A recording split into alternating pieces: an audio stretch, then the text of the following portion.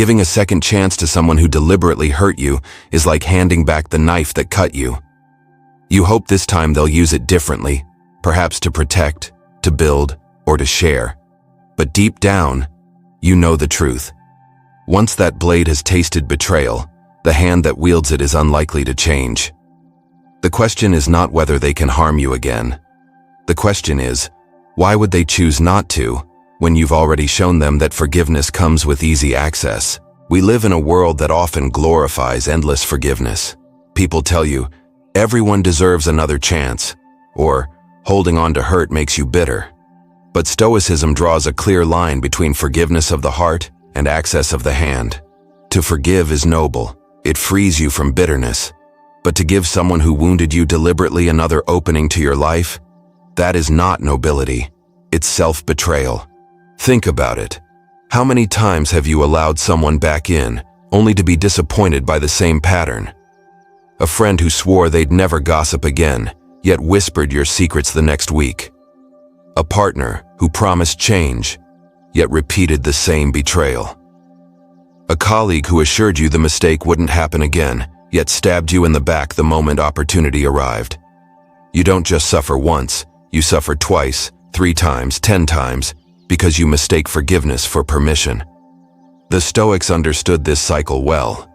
Epictetus reminded us that while we cannot control what others choose, we are entirely responsible for what we allow. Marcus Aurelius echoed that the wounds of others should make us wiser, not weaker. Seneca, too, observed that confidence is destroyed the instant deceit enters. These weren't just abstract ideas. They were survival tools, timeless principles designed to help us see the truth of human nature and protect the peace that is ours to defend. And yet, so many of us fall into the same trap. We fear being judged as cruel, unforgiving, or too harsh. We tell ourselves that everyone makes mistakes, that people can change, that love means endless patience. But what if the patience you give is the very rope they use to tighten around your throat? What if the second chance you offer is not a chance for redemption, but a license for repetition? This is where clarity matters more than compassion. True compassion doesn't enable cruelty. True wisdom doesn't recycle pain. And true strength doesn't hand power back to the one who misused it. The Stoic path is not about building walls of bitterness. It's about learning when to close the gate. That's why in this video, we're going to explore 8 clear signs that someone does not deserve a second chance. These aren't minor slip-ups or innocent mistakes. They're deliberate choices, repeated betrayals, and patterns that reveal a person's true nature. And once you see them clearly, you will understand that protecting your peace is not cruelty. It's wisdom. So, as we go through each sign, I want you to reflect on your own life. Think of the people who've crossed your boundaries, betrayed your trust, or manipulated your kindness. Ask yourself, have I mistaken forgiveness for obligation? Have I allowed recycled pain to masquerade as loyalty? And most importantly, am I ready to stop handing back the knife? Stay until the end, because the last sign may completely change how you see relationships. And if you're new here, subscribe to True Stoic Way so you never miss these life-changing lessons. Sign number 1. They knew exactly what they were doing. One of the hardest truths to accept is this: when someone harms you on purpose, it is not a mistake. It is a decision. Mistakes are slips of judgment, accidents born out of carelessness or misunderstanding. Decisions, however, are crafted. They are chosen. They require awareness of the consequences, even if that awareness lasts only for a fleeting second. And once you see the difference, you cannot unsee it. Think about this. If a person lies to you once, maybe it was panic. If they betray you in a heated moment, perhaps it was rashness. But when they calculate their move, when they look at you, consider the damage, and strike anyway, that's no accident. That's intent. That is the raw face of choice, unveiled without disguise. Epictetus once said, "The wise man learns from the harm of others and guards himself." This wisdom reminds us that the purpose of recognizing deliberate harm isn't to become cold, paranoid, or bitter. It is to become awake, to know that not every wound is an accident. Some are arrows aimed directly at you, and the wise do not pretend otherwise. Let me give you a story. A man I'll call David once ran a small business with a partner he trusted like family. For months, he noticed small discrepancies in the books. At first, he accepted the excuses. "It's an accounting mistake," his partner said. "Just numbers being misplaced." But eventually, the truth surfaced. His partner had been siphoning money deliberately, month after month, covering the tracks with precision. This wasn't sloppy math. It was theft. Deliberate, sustained, and masked behind false smiles. When confronted, the partner wept, apologized, and explained that financial stress had driven him to it. But here's the lesson David understood. Stress doesn't make your hands slip into the till by accident. It doesn't rewrite ledgers with forged numbers. Every withdrawal, every lie, every false reassurance had been a decision. David forgave him in his heart, but he did not keep him in the business. Because forgiveness is a personal act of peace, but access is a privilege, one that had been shattered by choice. And this is where so many of us stumble. We confuse forgiving with reopening the door. We imagine that letting go of anger means giving another chance. But Stoicism teaches us something far different. You can forgive to release yourself from bitterness, but you must also protect your boundaries to release yourself from repeated harm. Forgiveness frees you. Access frees them, and those two must never be confused. Here's what happens when you ignore this distinction. The person who deliberately harmed you interprets your generosity as permission. They see the door creak open again, and they walk through without hesitation. Why? Because you've already shown them that their choices carry no lasting consequence. And if there's one truth about human nature, it's this: behavior that is rewarded will be repeated. So what should you do when someone knew exactly what they were doing? First, see the act for what it was. Strip away the excuses. Recognize intent. If they lied, cheated, betrayed, or sabotaged with full awareness, don't soften it with illusions of accident. It was chosen. And that choice reveals their character. Second, protect yourself from repetition. That may mean distance, boundaries, or complete separation. It does not mean cruelty, it means clarity. The Stoics believed wisdom was the highest virtue, and wisdom requires us to act on reality, not fantasy.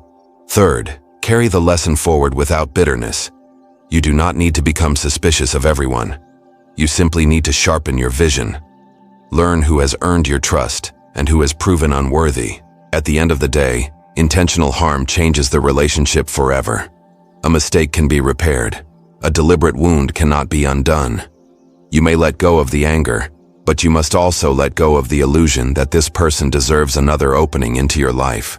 Because here's the truth. The wisest thing you can do for yourself is to ensure that someone who harmed you deliberately never gets the chance to do it twice. And sometimes, the weapon they choose isn't obvious harm. It's your own trust. Sign number 2. They exploited your trust. Trust is not something anyone is entitled to. It is not an obligation that comes automatically because someone is close to you, shares your home, or calls themselves your friend. Trust is a gift. And like every true gift, it carries weight, value, and responsibility. To exploit that gift is not a careless mistake. It is a revelation of character. Seneca once wrote, "Confidence in another is destroyed the moment deceit is detected." There is no halfway point with trust. Once deception enters, the foundation cracks, and the structure cannot stand the same way again. You might glue the vase back together, restore its shape, even paint over the lines, but the fractures remain, visible or not. When someone knowingly exploits your trust, they are not confused about what they are doing. They understand the privilege you have extended to them. They know the vulnerability you have shared. They are fully aware of the access you gave to your inner world, your secrets, your resources, your loyalty. And instead of honoring that access, they choose to turn it against you. Take the story of Rachel. She had a lifelong friend, someone she considered closer than a sister. They shared everything: family struggles, hidden fears, private dreams. To Rachel, this bond was sacred. But then came the discovery. Her friend had been repeating those private confessions to others. Not just repeating them, but twisting them, turning them into gossip that damaged Rachel's reputation. When confronted, The friend dismissed it as just venting.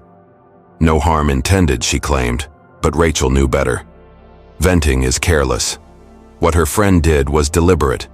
It was a choice to use trust as currency in a social game. This kind of betrayal cuts deeper than the act itself. It doesn't just alter how you see them. It alters how you see yourself in relation to them. You begin to question your own judgment, wondering how you could have been so blind. You replay moments, searching for signs you missed. But here is what Stoicism would remind you. It is not a flaw in you to have trusted. It is a flaw in them to have abused it. That distinction is crucial. Too many people blame themselves when their trust is broken. They think, I was foolish, I was too open, I should have known better. But openness is not weakness. Trusting someone is not a crime. The real fault lies in the one who took advantage, not the one who gave. So how do you respond when your trust has been exploited? First, accept the truth of what happened. Don't soften it with excuses. Don't pretend it was less harmful than it really was. Name it clearly: betrayal. Because clarity is the first step toward protection. Second, set boundaries moving forward. Trust, once broken deliberately, should never be restored on the same terms. That doesn't mean you must live in suspicion of everyone.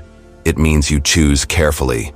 You reserve your trust for those who earn it, not for those who squandered it. Third, release the bitterness but not the lesson. Betrayal can harden your heart if you let it, but it doesn't have to. You can walk away without carrying hatred and still refuse to allow that person the same access again. You can forgive, but you don't have to forget. Because the truth is, trust once spent on selfish gain is like money burned. It doesn't return. You don't replenish it for the same hands that set it on fire. You close the account. You redirect it toward those who respect its value. And if these insights resonate with you, support the True Stoic Way by subscribing. Together, we're building a community that protects wisdom, not weakness. Because once trust is broken, the next target they'll aim at is your kindness.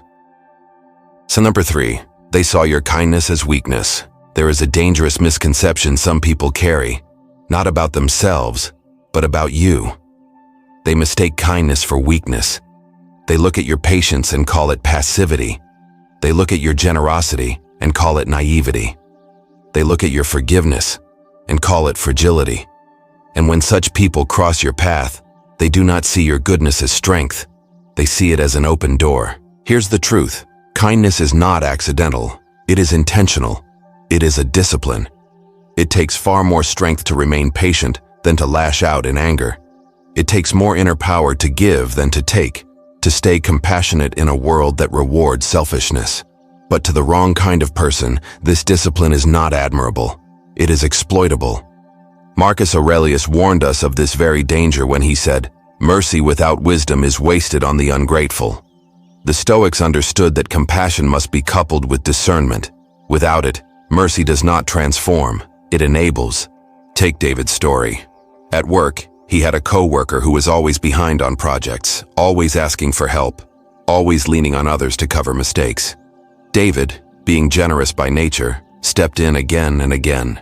He carried the weight, shared his time, and fixed the errors to keep the peace. But soon, the pattern became clear. The co-worker had stopped trying. Why bother when David would rescue him every time? And when David finally said no, the co-worker reacted with offense, as if David's kindness had been a debt owed, not a gift given. That moment revealed the truth. The co-worker was never grateful, he was entitled. And David realized something vital. His kindness had not inspired respect. It had inspired exploitation. This is the trap of unchecked kindness. When you continue to give without boundaries, you teach others that your resources, your time, even your energy are negotiable. And once someone has learned that lesson, they will keep pushing, testing, and draining until you collapse or finally push back. So how do you respond? First, remind yourself that withdrawing kindness from the wrong person is not cruelty. It is clarity. You are not obligated to keep feeding a bottomless pit.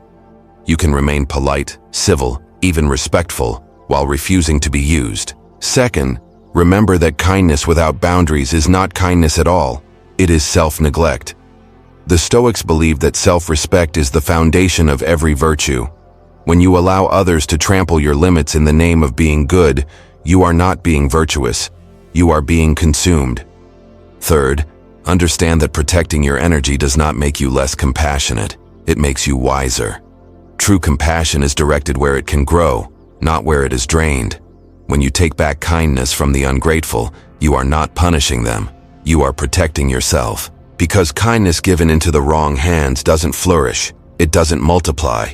It doesn't return. It vanishes into entitlement, leaving you emptier each time. And you were never meant to be someone else's endless supply. Your kindness is a strength, but only when you give it to those who honor it. When someone turns it into a weapon against you, the most powerful act of compassion you can make is to withdraw it. Not to destroy, but to preserve. Not to harden, but to protect. And when kindness fails to stop them, some people take things further. They calculate the damage in advance. Sign number 4. They calculated the damage before they acted. Some wounds cut deeper not because of the act itself, but because of the intention behind it. There is a difference between harm done in haste and harm done with preparation. When someone calculates the damage before they act, your pain is not an accident. It is part of their design. Think about that chilling reality. They had time to consider the consequences. They had moments to stop, to restrain themselves, to choose differently. Yet they moved forward anyway.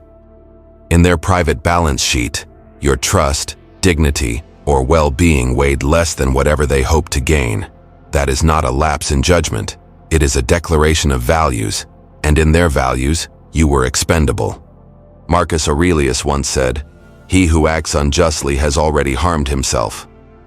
To commit deliberate harm is to corrupt one's own character. But the people who calculate injury rarely think of that inner decay.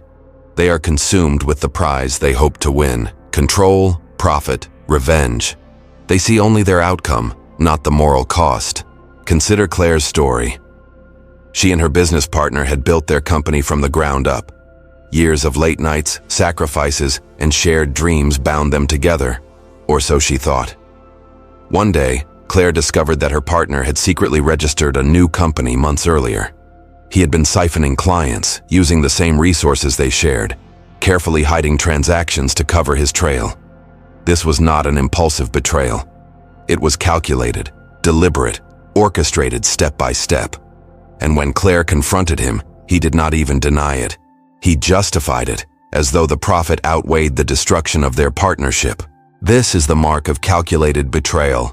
It reveals what someone values most. And when they choose personal gain over loyalty, deception over honesty, destruction over respect, they are showing you something permanent about their character. So what should you do when you uncover this kind of harm? First, stop giving the benefit of the doubt. They already showed you what they're capable of. To pretend otherwise is to blind yourself deliberately. Second, protect yourself strategically, not emotionally. That means setting boundaries not out of spite, but out of clarity. It may mean keeping distance, restructuring the relationship, or removing them entirely from your life. Protecting your peace is not about revenge. It's about ensuring you are never weighed against someone's selfish ambition again. Third, accept that you may never get the apology or accountability you deserve. People who plan betrayal rarely see themselves as villains. They will justify, excuse, even twist the story to make you seem unreasonable. But you don't need their confession to move forward. You need clarity, and clarity is already in your hands. The Stoics remind us that deliberate harm is a mirror. It shows you who they truly are, stripped of all masks. And once you've seen that, your role is not to rehabilitate them. It is to remove yourself from their reach. Because if they have already chosen once that your pain is worth their gain, they can choose it again. So guard your peace. Close the door with firmness. And if you've ever faced this kind of calculated betrayal, share your story in the comments. And don't forget to subscribe to True Stoic Way to learn how to guard your peace. But here's what makes it worse. After all that planning, many of them don't even regret it. Sign number 5, they show no real regret. There's a critical difference between feeling bad for what you've done and feeling bad for being caught. One is genuine remorse, the other is a performance. Real regret is never passive. It demands change. It inspires accountability. It drives a person to repair what they've broken. But when someone shows no real regret, their apology, if they offer one at all, is not a doorway to change. It's a strategy to silence the moment, to reset the board so they can play the same game again. Epictetus warned us plainly, words without action are empty shadows. A shadow might look like the thing it imitates, but it has no substance. In the same way, hollow apologies look like remorse on the surface, but underneath, there is nothing of value. Take David's story. He had a long-term friend who often borrowed large sums of money. Each time the promise was the same. I'll pay you back quickly. You can trust me. When repayment didn't come, the friend would show up with dramatic apologies, tragic stories of bad luck, and heartfelt vows that it would never happen again. David wanted to believe him. After all, they had years of friendship behind them. But the cycle repeated. Borrow, promise, apologize, repeat. It finally became clear. His friend wasn't sorry for exploiting David's generosity. He was only sorry when he was confronted, only sorry when his access to David's help was at risk. That's the essence of false regret. It is reactive, not proactive. They're not grieved by the harm they've caused. You are. They're annoyed by the inconvenience of being called out. And once the spotlight moves, so does their performance. The pattern resumes. You'll notice false regret in smaller ways too. They minimize what happened. It wasn't that big of a deal. They shift blame. If you hadn't been so sensitive, I wouldn't have done it. Sometimes they even make you feel guilty for holding them accountable, as though your boundaries are the problem. These tactics aren't the fruit of remorse. They're the fingerprints of manipulation. Here's the lesson. Apology is not accountability. Anyone can say, I'm sorry. The real test is what comes after. Do their actions change? Do they repair what was broken? Do they avoid repeating the harm? If the answer is no, then their words mean nothing. So how should you respond? First, watch what they do after they apologize. If the behavior repeats, take their words as empty. Don't fall for the same script again. Second, stop confusing emotional discomfort with growth. Just because someone looks upset when confronted doesn't mean they've changed. It often just means they're upset they were caught. Finally, remove the opportunity for repetition. If someone has shown you that their remorse is just a mask, don't give them the stage to wear it again. Protect your peace by closing the door. You're not being unforgiving, you're being wise. Because true regret is consistent, visible, and transformative. False regret is hollow, temporary, and self-serving. Once you recognize the difference, you'll never mistake empty shadows for real substance again. And once they've shown no regret, what usually follows is predictable. They'll test your boundaries again. Sign number 6, they will test your boundaries again. Boundaries are more than rules we set for others. They are reflections of how much we respect ourselves. And here's the uncomfortable truth. Once someone has crossed your boundary without consequence, they will almost always test it again. To them, your line is not a firm wall. It's a dotted suggestion. If they ignored it once and you allowed it, they've learned something dangerous. Your limits are negotiable. Marcus Aurelius put it simply, he who does not respect himself will not be respected by others. If you allow someone to trample over your boundaries, you inadvertently teach them how to treat you. Each time you let it slide, the line moves further back, and soon, the boundary you thought was firm becomes invisible. Think of Daniel's story. He had a close friend named Mark. One day, Mark borrowed a modest amount of money and forgot to pay it back. Daniel, not wanting to seem petty, stayed silent. Months later, Mark asked for a larger loan, this time with urgency and charm. Again, no repayment. Eventually, the amounts grew larger, and so did Daniel's resentment. The truth was clear. Mark wasn't confused about the boundary. He knew exactly where it was, and he knew he could cross it without losing access to Daniel's trust. That's how boundary testing works. Sometimes it's blatant, a repeated insult disguised as a joke, a broken promise dressed in excuses. Other times it's subtle, a favor that costs you more than you can give, a request that edges just beyond what's reasonable. But in every case, the pattern is the same. They're watching your reaction, calculating how far they can go, and adjusting accordingly. So how do you stop it? First, decide clearly where your boundaries are and commit to enforcing them. A person who truly respects you won't need repeated explanations for why a line exists. They will see it, honor it, and adjust their behavior. Second, attach consequences to boundary crossing. Words alone are not enough. If someone repeatedly ignores your limits, you must be willing to withdraw privileges, limit contact, or even walk away. Without consequences, boundaries are meaningless. Third, free yourself from guilt. The wrong people will call your boundaries selfish. The right people will call them self-respect. Protecting yourself doesn't make you cruel. It makes you wise. The Stoics taught that our peace is our responsibility. If we allow others to erode it piece by piece, we are complicit in our own suffering. Boundaries are not punishments. They are shields. And when wielded with clarity, they don't just protect us from harm. They also reveal who values us and who only seeks to use us. Remember this: once someone has tested your boundary and faced no lasting consequence, you should expect them to try again. Believe the pattern. Protect your peace as if your life depends on it. Because in many ways, it does. And here's the darkest truth. For some, it's not just about crossing lines, it's about the power they gain from hurting you. Sign number 7. They thrive on the power of hurting you. Not every act of harm is about gain. Sometimes it isn't about money, revenge, or even convenience. For some people, the act of hurting you is its own reward. What they crave is not the outcome, it's the control. It's the twisted sense of power they feel in the very moment you break, doubt yourself, or shrink. This is one of the darkest truths about human behavior. For certain individuals, your suffering becomes their validation. Your reaction is their fuel.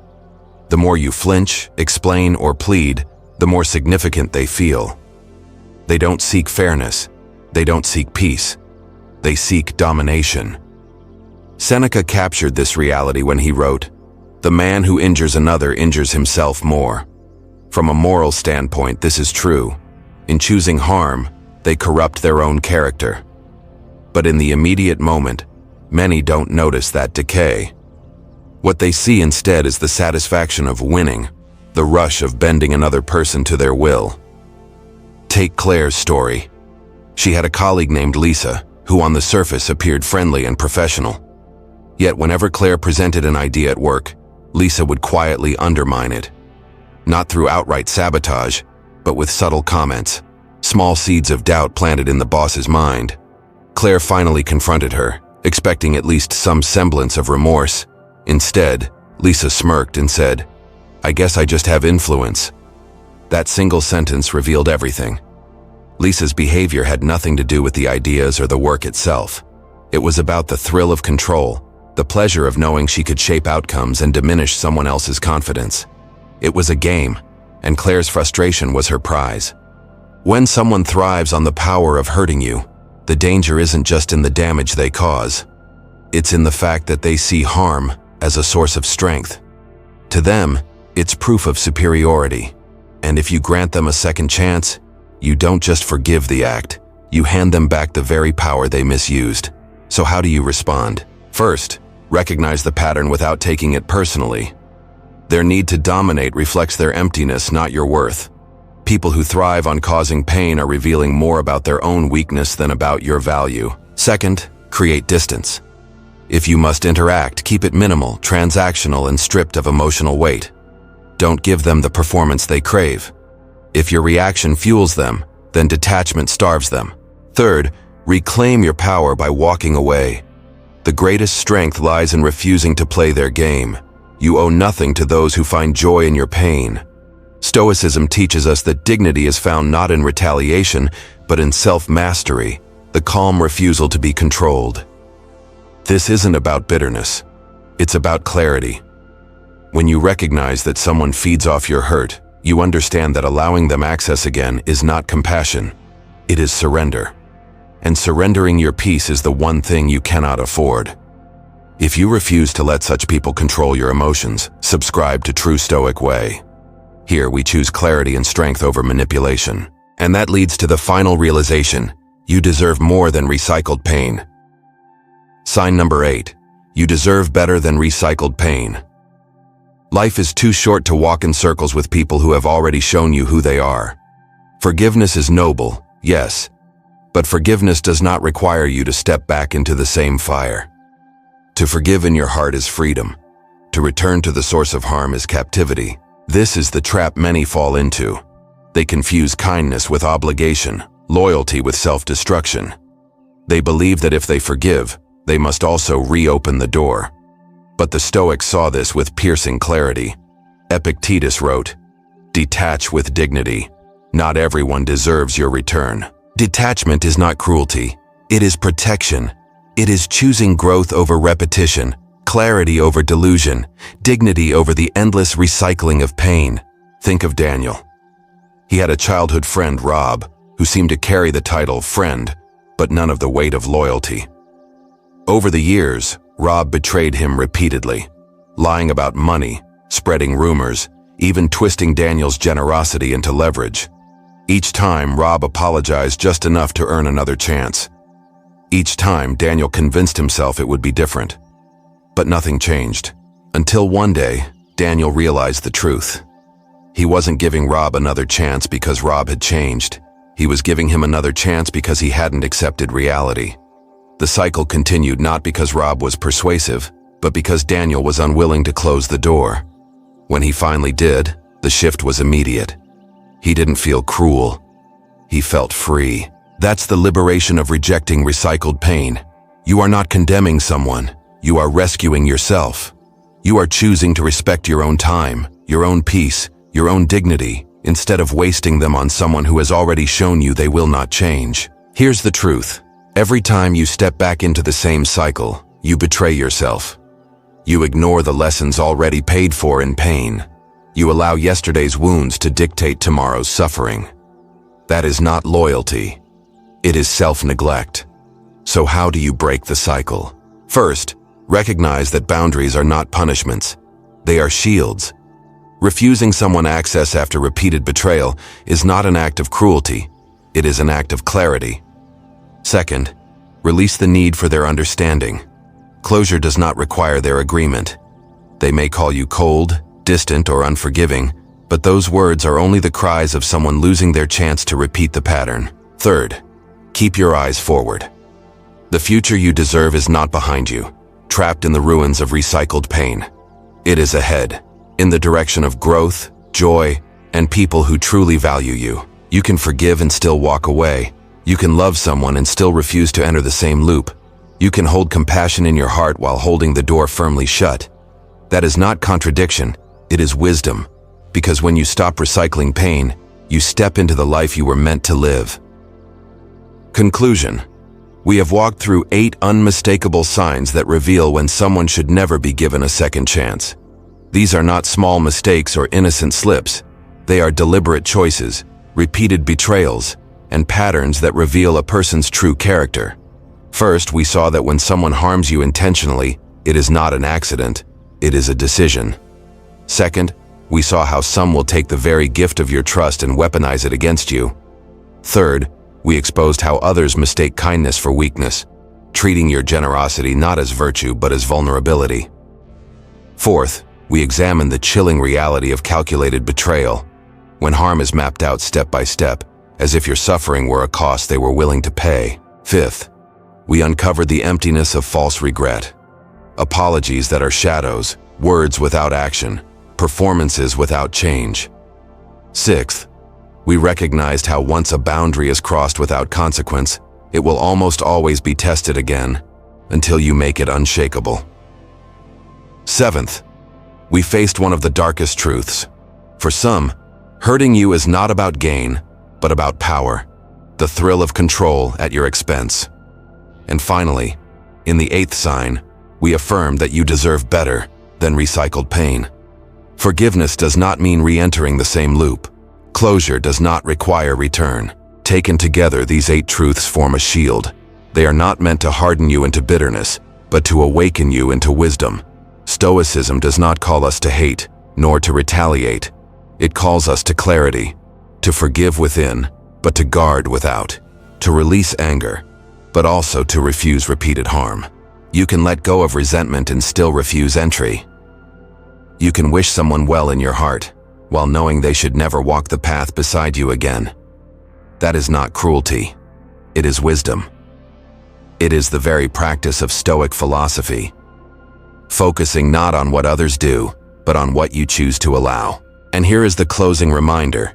You owe no second chance to those who deliberately wound you, not because you are unkind, but because you value the life, the peace, and the dignity entrusted to you.